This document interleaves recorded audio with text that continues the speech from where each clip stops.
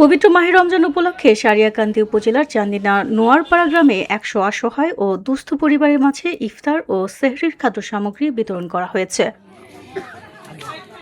এই মানবিক উদ্যোগ গ্রহণ করেন বিশিষ্ট ব্যবসায়ী ও সমাজসেবক আলী রেজা রনু। তার নিজস্ব অর্থায়নে নিম্ন আয়ের পরিবারের হাতে রমজানের প্রয়োজনীয় খাদ্য সামগ্রী তুলে দেওয়া হয়। বিতরণকৃত সামগ্রীর মধ্যে ছিল ২০ কেজি চাল, ৩ কেজি ডাল, ২ লিটার তেল, ৫ কেজি আটা, ৩ কেজি ছোলা ও বিভিন্ন নিত্য প্রয়োজনীয় দ্রব্য সামগ্রী।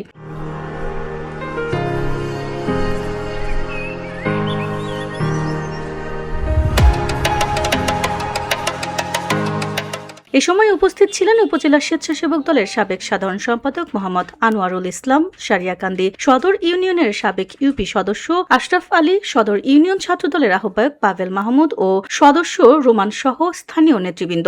এলাকাবাসী, আপনারা জানেন আমি প্রতি বছর এই জিনিসটা আপনাদের মাঝে আমি এই ঈদ উপলক্ষে কিছু আপনাদেরকে সহযোগিতা করি, তারই অংশ হিসেবে আজকে আমি সহযোগিতা করতেছি। আপনারা দোয়া করবেন ভবিষ্যতেও জানে এই সহযোগিতা যেন আমি অব্যাহত রাখতে পারি। VOD Bangla news desk.